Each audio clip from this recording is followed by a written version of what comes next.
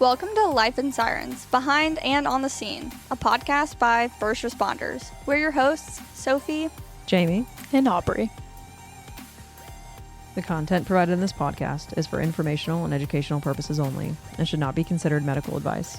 The views and opinions expressed by the hosts and guests are their own and do not necessarily reflect the official policies or positions of any medical institutions, emergency medical services, or healthcare organizations.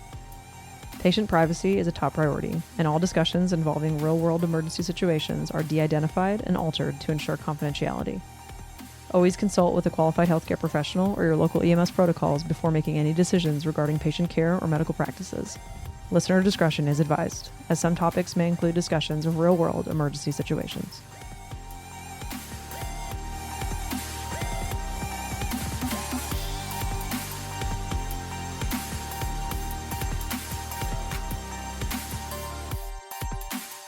Welcome back to Life in Sirens. Today we're putting Soph in the hot seat because she's officially on flight status.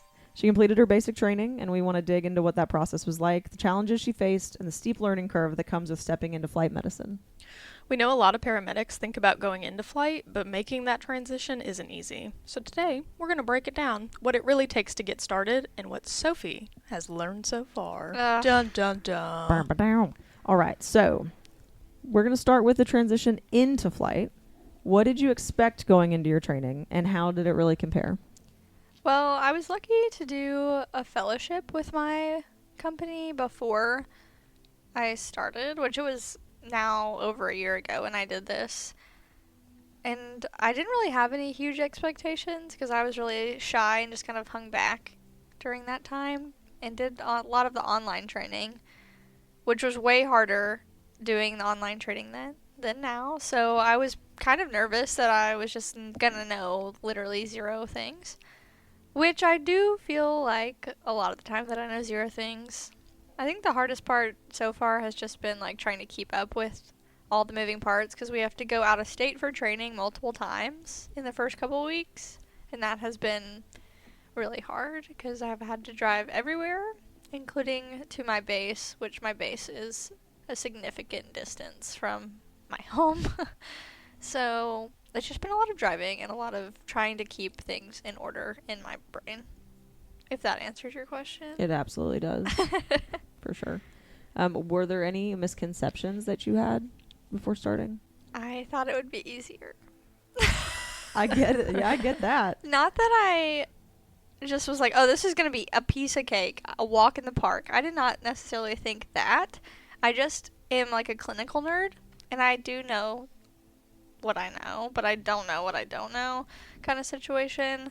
I think that clinically I'll be pretty okay, and I am grateful that I did have the foundation of doing critical care ground transport. I think that is almost like you have to do that. I don't think you should skip out on that. It's not like a requirement for the position, but I do think that's almost like you have to do that or else it's going to be way more overwhelming. Yeah, like I didn't realize how little I knew about aircrafts. Right. Do you feel like with the critical care ground, do you think that that aspect is going to be similar, but it's like the actual transitioning it to the flight situation is the hard part? Yeah, I mean, even so down to the equipment, like the stuff is the same as far as like I have the same monitor, I have the same pumps, I have the same like ventilator, like all that stuff. The meds are almost identical. We do have blood in air, but I don't have that on the ground. So I think that the clinical transition is almost identical if you've worked for a service like I do for critical care ground. In fact, some of the things that I have done on the ground are even more expansive than some of the things you might find at my company's air transport. So like I've been lucky to have the experience with like, which we do balloon pumps, Impella, ECMO. I've gotten to do the really scary, stressful, complex patient. I think everything gets a little bit more stressful when you're also learning how to be like a crew member on an aircraft and do the critical care, but I do think that like if you do ground critical care transport in a facility, like you will be fine clinically. I like that. That's encouraging, especially because if you have two learning curves, that's way harder than if you have one learning curve. And that's what I've talked about with some of the nurses I was in new employee orientation with, they've done critical care in the hospital setting, but they have no experience in the field, and they explain how overwhelming that is, and I can only imagine. Yeah, that's a whole different world. You're learning to be an EMT and a flight nurse all at once, and a paramedic and a crew member, and that's a lot. Being outside. So yes, kudos to them. Yeah, being outside in the weather, like that is, you go girl, you go dude. Like that's way harder, I think. So. Yeah. What do you think has been the hardest part of basic training for you? It sounds like I'm in the military. Basic training. Basic training. Basic flight But yes, school. I get what we're talking about, like the basics of flight. I just think being pulled every other direction.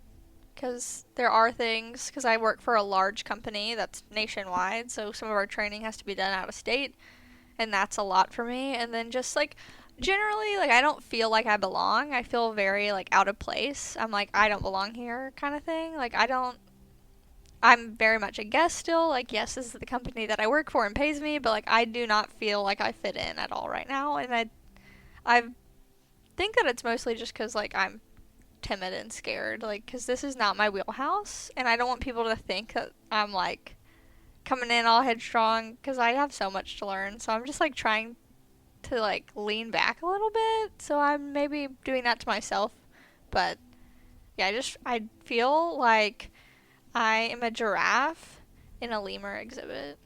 Oh. I was like, what is going on? Yeah, it doesn't make sense. Everyone's like, what is going on there? You know what? That's how I feel. So.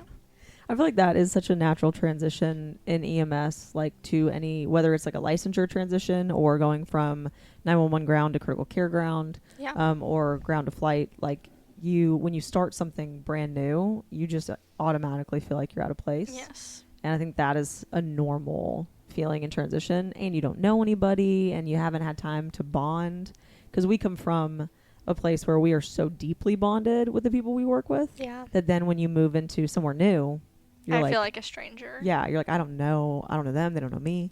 And I think that is a natural transition when you move into new. Yeah. I think everyone's very kind. I think the hardest part is just, I am so enthusiastic and eager to learn. I don't want people to be annoyed. I'm like, I want to learn all the things. I'm super type A. I want to learn as much as I can so I can do the best I can. And I don't want to be like that needy new hire. I want to be proficient, and I am proficient in some things, but like obviously this is a whole new company. Even the things that I have learned on the ground may be a little shifted. I don't want to be that overeager new hire, but like, and that's fine in most cultures, but I haven't gotten a good read on the culture that I'm about to be like immersed in. Yeah. I think that it seems great, but I don't know them. They might be like, get this girl out of here. All she wants to talk about is leave-a-fed. You know what I mean? Levo. He said, can we please discuss our pressures again? Yeah. Going along with that, have you found yourself needing to relearn anything specific, like in a new way? Because you said there's like some correlation, but obviously it's in a new realm. I think I've worked at the same ground 911 for my whole entire EMS career. I mean, I've worked other places, but full time, this is where I've been. And I think just like equipment differences, that's really the biggest difference, is like equipment is like the type of equipment that we use. Like for needle decompression, it's a lot different there. Like the equipment they use is far more sophisticated than what we use on the ground. Some of it is not. Some of it is less sophisticated. It just depends on, it just depends on your service. But I also think that it's very weird, and I became grossly aware of this when I went to Sim Lab, was that I have no access to the patient below their waist. Ooh, that is really strange. I can't just swing from the bar of the ambulance over the patient.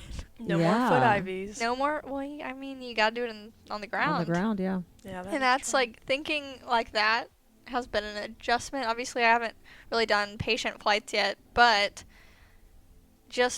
I can't just be like, I have so much room in the ambulance, especially being 5'2" and as small as I am. Like, I can go wherever the heck I want to. You can't circle the patient like a little shark. No, I can literally sit on the floor next to the patient in the ambulance. Here, I'm just like... Right, so if you find yourself in a situation where, like, say it is like a gunshot wound, tourniquets in place, they have like a femoral bleed, And in the aircraft, that tourniquet stops functioning and we start bleeding around it. What do you do? I mean, like, how can you tell that's happening? Well, no, you just can't reach them. So, like, do you... You can. It's just like, sorry, I hope they're unconscious. Yeah. Honestly, like, it's just you have to get, just like on ground, you have to get pretty creative how to access your patient. The aircraft I'm in is the Bell 407, so it's pretty slim down there. But you just have to maybe get a little uncomfy. It's not ideal. You want to try to mitigate that best you can. Have they considered making a combat gauze Nerf gun? I didn't know what you were about to say. Honestly, what fun that would be. I mean, tell them I can 3D print it. Yeah. Oh, yeah. Do you think that, kind of in the vein of like your patient access and patient care, are you thinking about like patient airway management and sedation differently now than you do on ground? Oh yeah. That's been weird to me because, like, for critical care transport on ground, we don't go in and be like, we're intubating your patient, this is what's happening, blah blah blah. That's not typically something that happens for the company that I work for on the ground, but that is definitely something we think of even when we're transferring from a hospital. Just because, like, if I'm on the ground with a patient, I could easily, maybe not ideally, but easily intubate them en route, right? It's a lot harder to do those things when it's difficult to hear. It's like you don't have as much space or hands in the aircraft, clearly. Yeah, I feel like your general patient positioning is just like trash. Yeah, it's not fun. Yeah, like for me yet, I don't know. I haven't like honed in that clearly. Right, in my brain, like their head is just like in your lap, and I'm like, that's just a horrible angle. The other aircraft on our base, that is quite literally how it is. Yeah, and they sit facing aft, like they're facing backwards. Oh. Yeah, and the patient is quite literally right there. Their head is in between your legs. Like, it is just wild. Like, and that's not ideal to intubate. Like, no, especially with the ways that we've been used to intubating. Not that we have like copious amounts of space in the ambulance. It's just like you have to learn a whole different like groove, I guess. For like sure. System. I think you have to, and your equipment, like, because we carry video, but we don't carry video that makes it. We carry the air track, and so it's just large. Yeah, is really it. But like, I guess if you have a McGrath or something, that might make a strange position a little bit easier to access. But man, it's still just not ideal. Yeah, and the whole idea of like taking a patient airway for like crew and patient safety. That's wild to me. That is wild to me too. Like, that is absolutely by no means would you do that. Because if we have to like sedate a patient for crew and patient safety, it's a sedation. Yeah. We will use ketamine or Versed, and it's a behavioral sedation. But if we are aside somebody on the ground because they were just being wild. Yeah. But it is like a life threat in the aircraft. The last thing you need is your patient kicking out the windows of the aircraft. Absolutely. And that's a hard transition for my brain to think about. Yeah. You have to consider all of these things. Mm-hmm. And that's something we even talked about at our regional intensive training, was that, like, here's this scenario. This is wild. Your patient's calm now. What do you do? Like, and really, it's just, that is for sure provider judgment. Like, it's a big deal to me to take an airway. I think it's a big deal for most anyone, even air or ground. But, like, to do it for that is not something I'm comfortable with yet. Yeah, I think that's going to be a huge learning curve, to be like, this actually is the safest. Yeah. Because in our brain, that's not how we think about it. Safest is just them maintaining their own airway. Yeah. Yeah, but that actually is the safest. I want to ask you about some of the things that you had to learn being on the flight crew that have nothing to do with medicine. I think that often we're managing a lot of other responders on scene, but we're not really worried about if, like, one misstep is going to, like, chop their head off. And that you have to do sometimes. And like, people just come. I've experienced this even as a ground crew, working with the aircrafts. And no offense to, like, a volunteer firefighter or whatever. Like, I'm just going to use this as an example because you guys, especially in small communities, aren't doing this every day. Hopefully not. That would be a lot of helicopters. But they aren't as familiar, or maybe, like, they haven't gotten the tail watch classes and things like that equip you to be around aircrafts. Even, like, myself, like, you know how many times I've been around these aircraft so far? Like, it's been every single day. I've been in them. I did them, and I did it in my fellowship. I was in them, but like, I've transported patients to them. But like, it is just uncomfortable for me. I don't feel really comfortable, and like, I don't want to say safe because I feel safe because I know the rules. But like, I don't know. I just don't want to get in the wrong spot, whatever. I know that these crews are also thinking this, like on the ground. They don't want to walk into the wrong spot. And I know we tell you guys a lot of rules. I think that is something that is significant. Is like, you have to watch for other responders, family members. I haven't experienced this yet, but apparently horses will just like run straight at the aircraft if you're landing in a field. I didn't know that. So make sure there's no animals in the field that you're landing your... What is it? Noted. I think you told me that the other day, like cows run away, but horses will run directly that's towards what you. I've been told. Obviously, I am just a wee baby in this field. But like, yes, that is what I've been told. Definitely don't want that to happen. Yeah, I feel like that So is stressful. That would be stressful for you guys because it's stressful for us on the ground. Yeah. Because like when we land an aircraft, I freeze. I will not move. Yeah. Until they says, and will that's good. I feel look like at me and be like, "You here." Until I have direction, I will not even take a step towards that aircraft. Well, they'll tell you. Yeah, that's fine. Like, that's ideal. I think that we are very hyper aware of our surroundings in EMS, like field ground EMS. But you have to be so, like, hyper aware, like in the air, on the ground, takeoff, landing, all these things. Like, I think that's one of the many reasons people say, like, flight is exhausting. Because you just have to be so alert all the time. And I, like, think about this, too. Like, you've run all shift. You drive, to the trauma center with your patient. It's like 5 a.m. You can just take snooze. That's just really not the reality of, like, flight. And obviously your pilot can't. So you're just all just chilling. Yeah, I also never thought about that aspect. That you have to be so alert going to and from whatever scene you've been on that you don't have, like, you're going to a scene and coming from a scene is not downtime for you. Right. And that's one thing, like, obviously you can be doing your chart and, like, doing things. At landing and takeoff, obviously, most critical phases. But, like, it is just that aspect, too. Like, and I think that I know in my brain that's going to be exhausting for me. And people are like, oh, most of these flights are going to be, like, very chill, interfacility transfers. I'm like, I'm so aware of that. Perfect. But the thing that I'm also aware of is that I'm having to learn how to be a helicopter crew member and also be a flight medic. So, like, I'm not just sitting there thinking, oh, whatever. Like, my patients tubed, I'm watching the drips, they're pretty stable, whatever. But I'm also having to think of these other things all at the same time. And I know that's going to be exhausting. And everyone's like, you're going to be fine, you're going to be fine, you're going to be fine. I am going to be fine eventually, but I am stressed right now. And that's fine. That's fine. It's important to me to do well, but... And I think that having some stress in this moment is also, like, responsible. Yeah. I think people that leave ground and go to flight and they are, like, arrogant and they think, I'm just going to kill it and I already know all this, and they have very much a chip on their shoulder when they go into flight, I think they're dangerous. Yeah.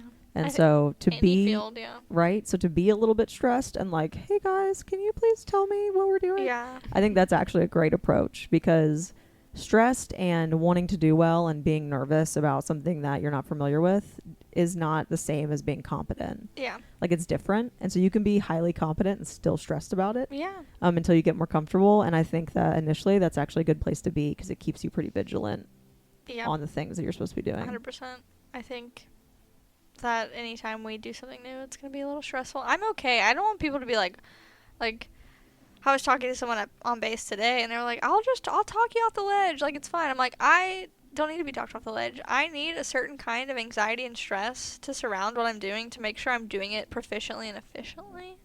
I know that seems dumb, but I have to be a little stressed, because that's just, I'm type A. I like to know what I like to know. Like, I want to make sure I'm on top of this. I don't want to disappoint myself. I don't want to disappoint the people who hired me. Like, it just means a lot to me. I'm the same way. I need a bit of a driving force, and that comes in different shapes. But a lot of times it's stress. Yeah, and I'm that sorry keeps if I me appear like, neurotic.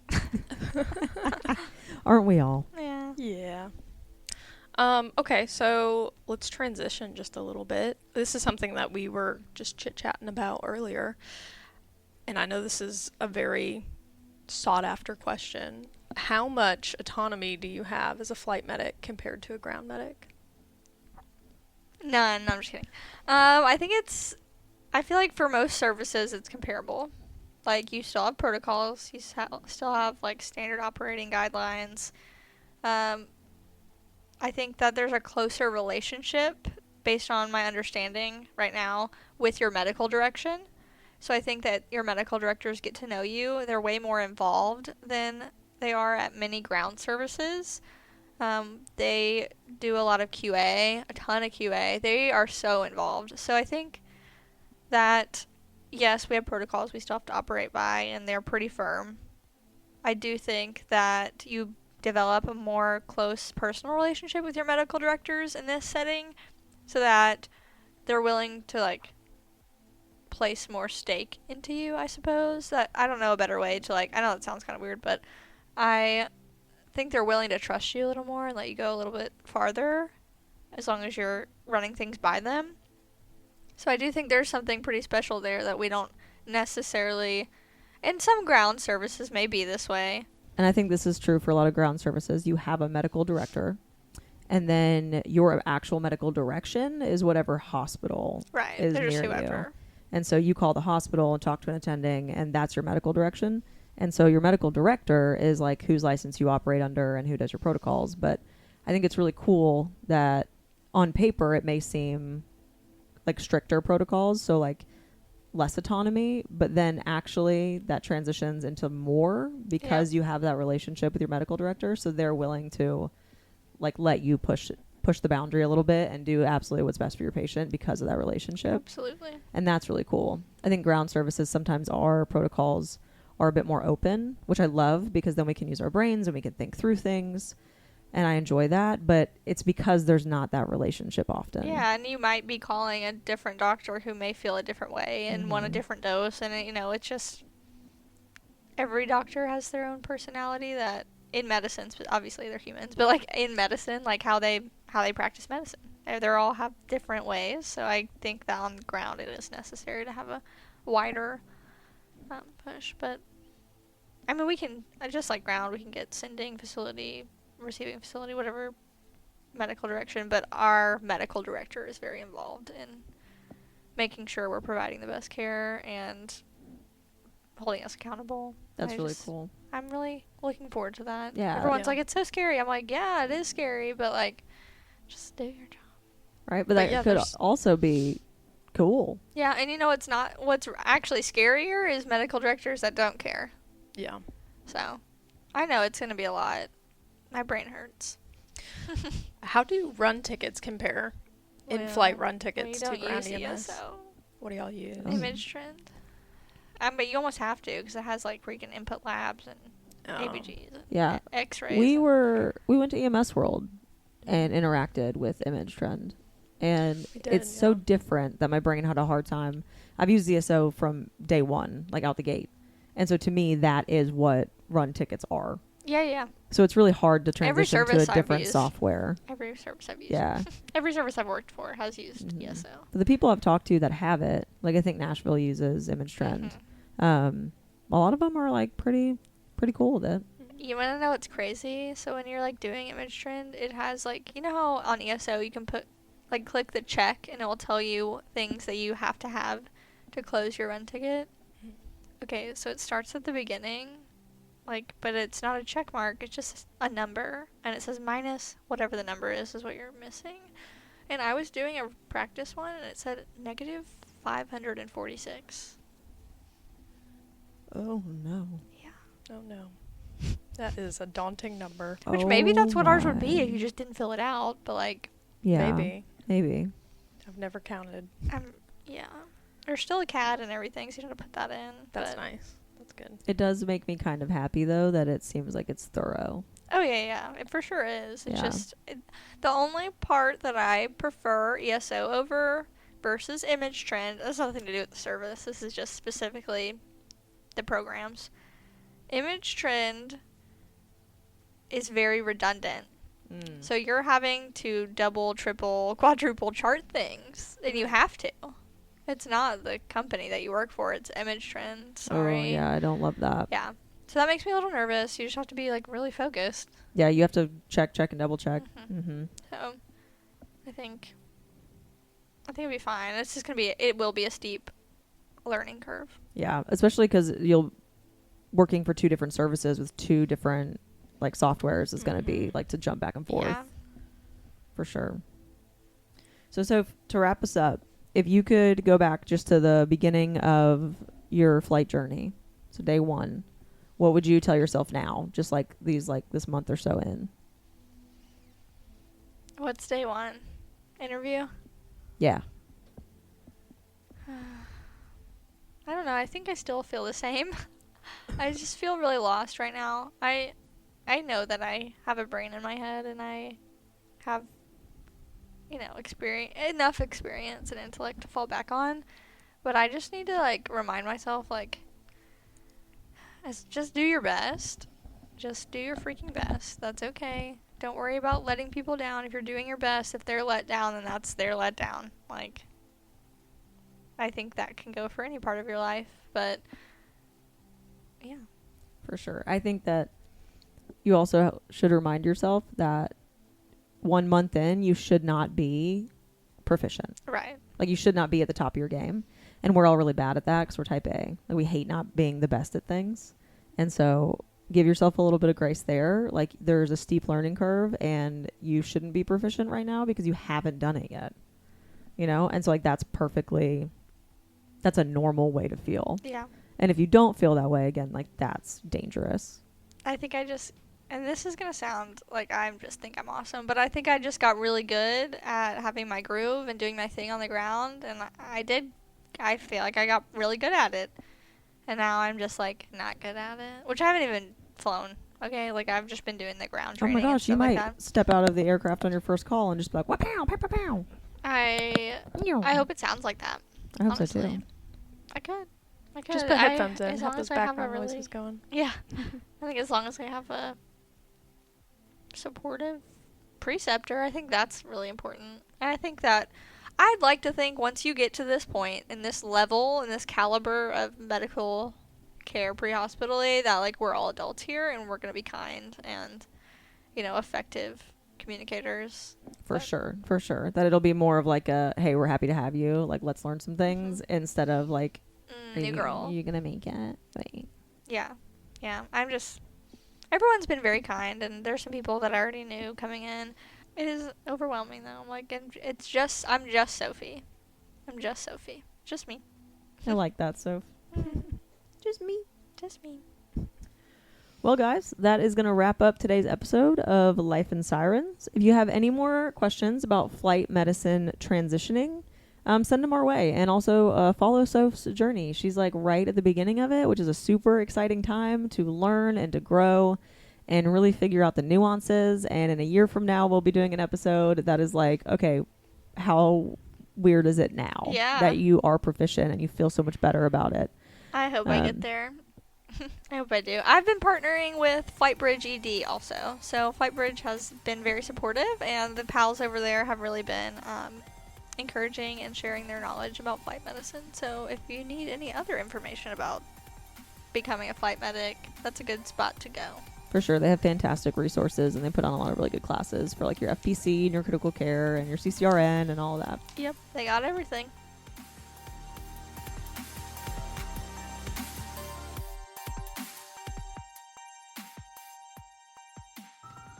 This has been Life in Sirens, produced by 3 nerds trying to bring you content that you might actually care about.